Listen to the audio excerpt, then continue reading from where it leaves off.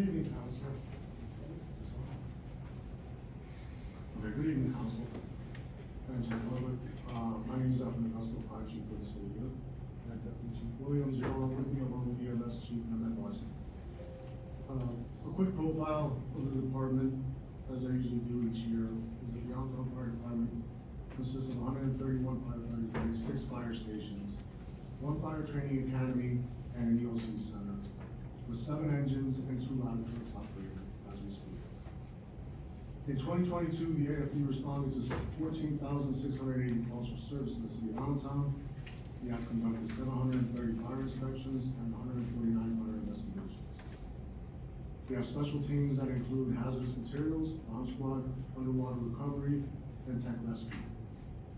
All department members train extensively to ensure that our citizens have a safe place to live, work, and play. So for 2024, the fire department has several enhanced requests. The current fire administration is severely understaffed. It is lacking the necessary non-uniform staff required to adequately oversee and support our personnel who deliver our fire suppression, fire prevention, emergency medical services, and emergency management. Restoration of the Deputy Chief of the Administration and the addition of a part-time clerk will have a tremendous positive impact on the delivery of the fire department services. The positions will enhance oversight of department operation, increase public outreach, and enhance continuity of operations. So to measure that performance, we will look at the output of this fire administration office in its entirety. We have identified 3 immediate areas where we can focus our effort on improvement. Reviewing current rules, regulations, and operating guidelines is overdue and necessary to ensure that we are using modern best practices. Injuries and accidents are currently tracked, but we lack the time and manpower to conduct thorough investigations. With more resources, we'll be able to identify root causes of accidents and injuries and identify trends. With causes and trends identified, we could determine corrective actions and proactive methods to decrease accidents and injuries. That'll increase and mitigate will lead to future cost savings. Community engagement, which is very important, will be improved in 2 ways. First, the part-time employee will enable us to keep our office open more regularly. Currently, when our sole office manager is away, we are often having to lock our doors. When myself or the deputy chief are required to leave the office, there's just nobody there to answer the door. So a part-time employee will help us to limit those instances and keep our doors open and our office accessible to the public. Not only that, but our office manager, Angela Molino, has been there through 5 different fire administrations, and she continues to go strong and has no intentions of leaving us anytime yet, but she is in dire need of help, as she handles anything and everything, including payroll, purchasing, physical scheduling, and so on. She handles so many responsibilities outside of what most individuals throughout the city do, and she does it on her own. Her position is what most of us are always trying to correct, and that is that one single point of failure. If she were to decide to leave tomorrow, we would definitely struggle with being able to continue our operations accordingly, especially in the office center. Secondly, the addition of another non-bargaining uniform manager will enable us to increase our public outreach. Our collective bargaining agreements makes it difficult to assign our bargaining unit members to events outside their regular schedule without compensating them with premium pay. With a great deal of community outreach opportunities occurring on nights and weekends, our ability to engage the community is greatly increased when we can utilize a more flexible non-bargaining member. The biggest ask this year is the addition of 12 firefighters. I promised last year, we applied for the SAFER grant, and we were awarded the SAFER grant. The SAFER grant funds 12 firefighter positions for 3 years. The grant award is just over $4.1 million, which breaks down to $1.39 million through the year 2026. In accepting the grant, we are adding 12 firefighters and reducing our premium pay. The net savings to the budget is $376,000 in 2024 and $1.1 million in 2025. The reduced savings in 1 year is due to initial training and new hire equipment costs. All estimated costs for new hires were factored in, wages, FICA, health pension, etc. So in conclusion, I would like to thank the current administration, especially Mayor Turk, for continuing to support public safety by ensuring the safety of our members, by introducing the budget as it stands, and moving towards bringing this fire department to a number that's somewhat close to being recognized as NFPA compliant.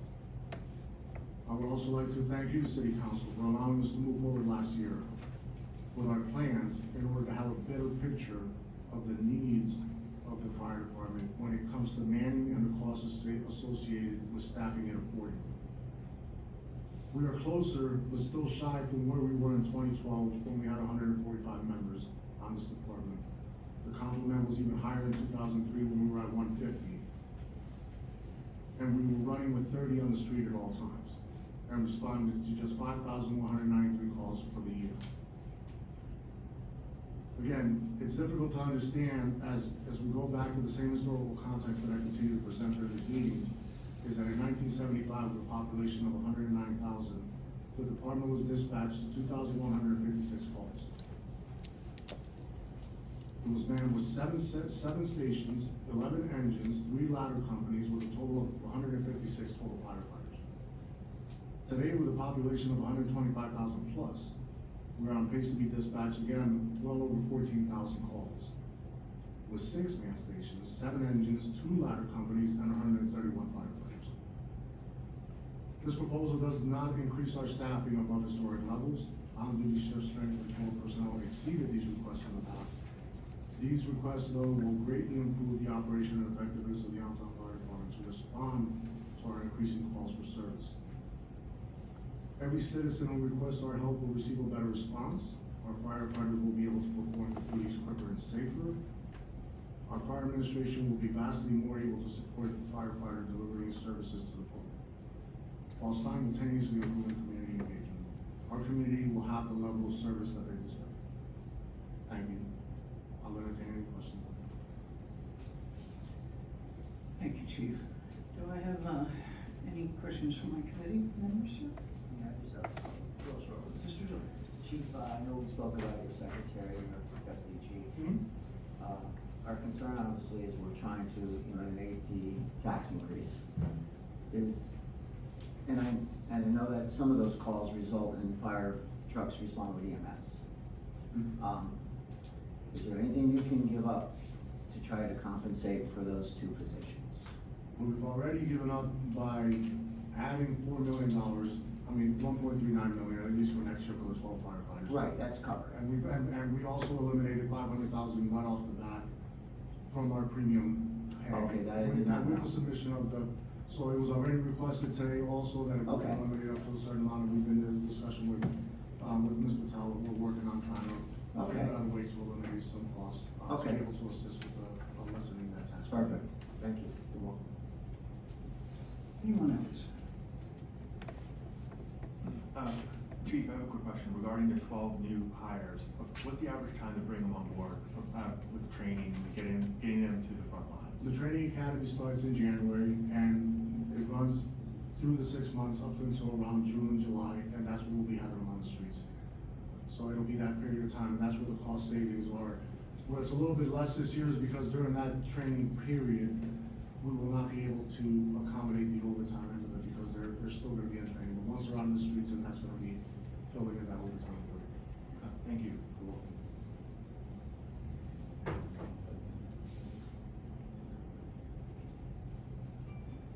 Was there something you wanted to add? No. Is there anyone on?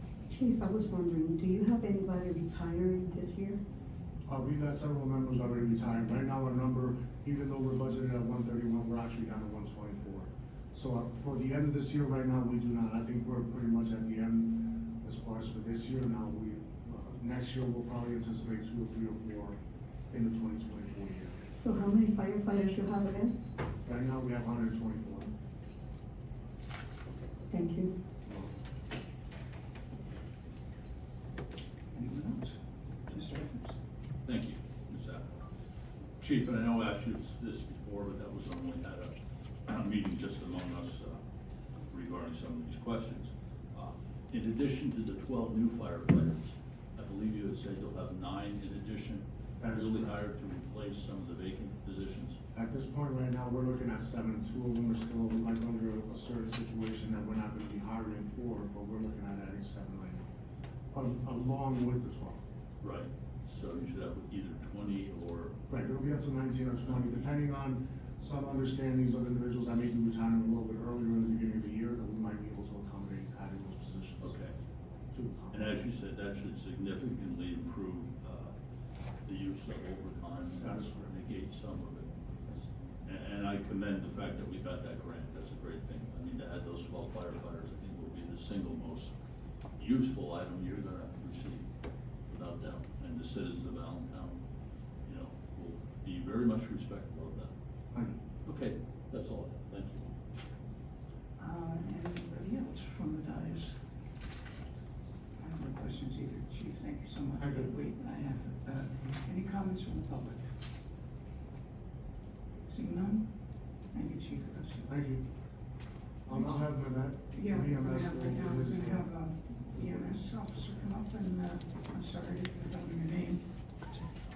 All right, you'll introduce yourself. Good evening, Somer. My name is Mohamed Barzev, I'm the chief of EMS. It's my third visit with you fine folks in our favorite season, budget season. I don't have a PowerPoint or anything with me, so I figured we would just have a little chat about the interests and needs of EMS and why it's so important to our bureau. This is a neat city to work for, and I say that because I've worked a ton of other places, and you just don't find the resources at the fingertips that we have here in Allentown. And I say this as my opening because I want to be a very attractive employer when it comes to getting paramedic staff in the door. And we do that by having a very good work environment, state-of-the-art equipment, aggressive treatment, and good compensation. And for years, Allentown was very competitive in terms of compensation and attractability. And that seems to have fallen by the wayside, most specifically the last 3-4 years, where all of our competitive agencies have ballooned up and are paying much more than what we offer for doing considerable less work. As it stands today, our agency is set to run about 19,000 calls this year. 3 years ago, we were at about 16,000, and we were turning over well more than 1,000 of those calls in mutual aid partners. Since we have lobbied for, and through your graciousness, we have added staff, we've added shifts, and we have met a lot of the benchmarks we wanted to make. Getting out the door in 2 minutes, getting on scene within 9 minutes, having someone who's suffering a medical emergency have paramedics arrive rapidly with the best equipment and the most advanced treatment and get them to a hospital. We hardly ever turn over calls at this point. It's gonna be less than 400 for the year, despite our market increase in volume. And that's because of the things we put in place. Our management team, and I believe Matt Brett, one of our assistant chiefs, Scott Brokaw, our education coordinator, are here today to support our initiative, work tirelessly. And our staff work tirelessly, and they are truly our bread and butter when it comes down to providing great health care. Looking forward to 2024, we've just asked to move them into a more appropriate pay scale for a medical professional. We've asked to increase our starting rate for our part-time and our new full-time staff to what's considered competitive in the region. So we are able to attract staff to come here. I have a very small pool of part-timers. We always get them in the door, we interview them, we train them, we put a ton of money into them, and then we never see them again. Because they're gonna come here, they're gonna do 12, 14 calls a shift, and they're gonna make considerably less than they would make at an agency that does maybe 3, 4 calls a shift. So it's hard to convince them to come in. So we wanna balance that. I would like to use all of my temporary wages we budget for every year and relieve that strain on premium pay. But if we're not competitive, we can't get them to come in and work. Moving in 2024, we're gonna lose two 20-year members for their well-deserved retirements. And I'm gonna tell you, 20 years is unheard of in EMS.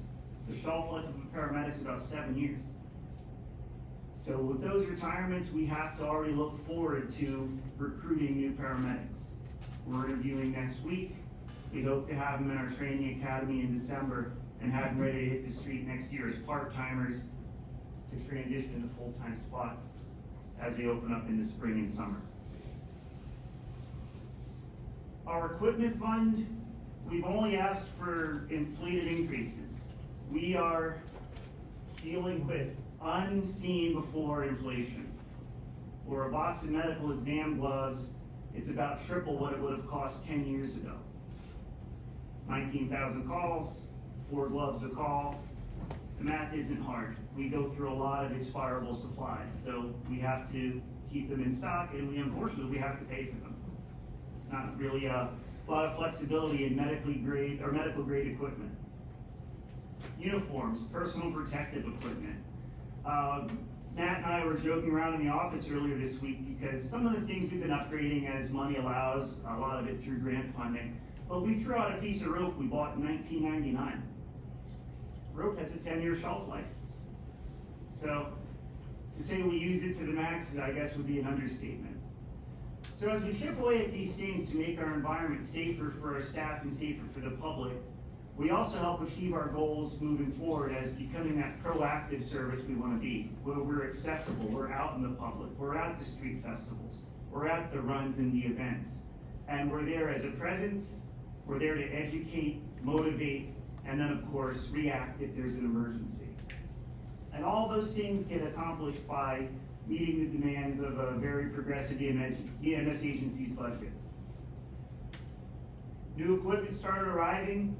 We're very happy to have that. We can get some of our jalopies off the road.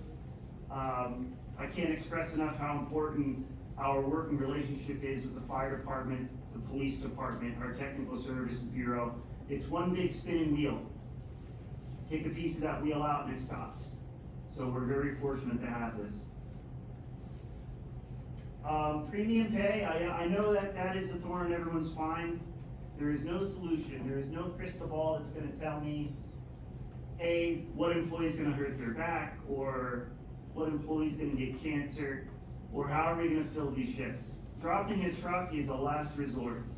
The demand is too great. And we have 5 out at a time during the day. If we take one away, the crews are gonna be working. It's gonna run them into the ground, and it's gonna kill our mutual aid partners. So unfortunately, we need to use premium pay to staff things like vacant shifts and vacation. And without a big pool of part-timers, someone has to work it. Everyone that works for our bureau is a paramedic first. I get on the truck and I answer 911 calls. All of our supervisor staff, our education staff, every one of them gets on the ambulance and answers 911 calls. And then we still try to do our collateral jobs in the process. So there's no one sitting here from our ivory tower looking down, just demanding more for others. We all go in and do the work ourselves. But there is a silver lining to all of this. As of today, our bureau has brought in $4,700,000 in collections from billing. We anticipate finishing the year at $5.7 million in revenues generated out of our $6.1 million budget. It's about 94% of our costs we get back. So for the cost of a pumpkin spice latte, the residents and visitors to Allentown have very state-of-the-art healthcare at their disposal. For next year, we anticipate even more because of legislation that has just passed. The state finally pushed through a law to allow mileage billing that previously we weren't able to bill for because it was for anything over 20 miles. Well, we don't generally go more than 20 miles.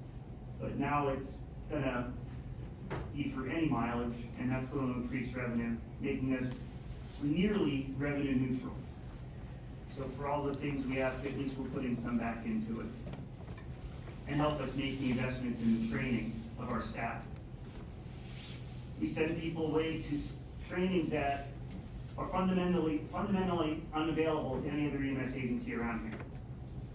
And we reap dividends off that training with our special service medics who go out and join our very special teams and provide care that would otherwise be unheard of. So we're very, very proud of that, and we're very thankful for that investment into our service. The only thing in our pipe dream wish list that we don't really have in front of you today is some kind of storage facility. We own 10 ambulances, 2 event carts, 8 bicycles, and 5 non-transport capable vehicles, and we're running out of places to put it. The fire department is generous with their space, but at the end of the day, they have to park fire trucks as well. I'm super appreciative of Cassie and Building Maintenance for the renovations to Max South for our Max South EMS quarters. And able to provide more space for our staff, but that is something in the future we're gonna have to have a conversation about. For this year's budget, safety and security, we're looking to upgrade our locks, our access to our buildings, and our training academy. If you can imagine what a CPR mannequin's like after being used for about 10 years by cops and firemen, I assure you they're ready for replacement. Also on that list are some positive feedback, artificial intelligence, simulation mannequins to help us train our staff, our health bureau, our cops, our firemen, and our members of the community when it comes down to CPR, first aid, bleeding control classes. These are invaluable. I promise you it's not going to be Terminator where the machines take over, but these are very sophisticated pieces of equipment that would greatly take our training academy to the next level. That's pretty much it for me. Thank you for your time, and with that, I'll take any questions. Thank you. Any questions from the committee? Not a question, but a comment. I just want to commend you and your staff. Please pass it around for the great job they did on Saturday in saving of that man's life in Lehigh Parkway. Well, thank Read you. the paper, and they were there very quickly. I understand within 5 minutes, according to the report. And just so, it's because of, you know, the quick action of her and your personnel also. My kudos to them. I'm sure all my colleagues all feel the same. Thank you. Thank you. Yes, I'd like to comment on, when you say that man in the sinking hole, that should have been on CNN. I mean, that's so commendable with the fire department, the police department, but the EMS, I understand he only had like a 5 or 10% chance to live. He was up to here. Till this day, I can't imagine how you all did that. And that is top notch, and like I said, that should have been on CNN. That is something that a community is so proud of, and that proved to me, and I'm sure many of our citizens, that you guys are all top notch. Thank you for that. That was one hell of a job. I still sometimes I talk to God's name did that. 5% chance that he made it, 5 or 10? It's hard to say. It's rare that those are rescues and not recoveries. I will say that, and it worked. I mean, right place, right time. You got all the resources at the fingertips. The fire department, the rescue crew, the paramedics that happen to be working that day, or all of our medical specialists that we send them away for their training for just that emergency. We had our physicians come in. That's It's a good exactly, system. that's exactly my point, the resources that you have. Yeah. So when you look at the budget, you must all keep in mind the resources and how important it is for public safety, which I said again, and I'll say it all the time. This is number one that our citizens want, and I thank you. Thank you. I would also add, I forgot, Chief Augusto, your officers also. My understanding, they were also on the scene. Please pass on the same to that group. Much appreciated. I believe I still have, I'm sorry, questions from the, anybody from the audience want to have any comments, statements, or anything with the AMS? All right, thank you. This meeting, I see no other reason to continue, so this meeting is now adjourned.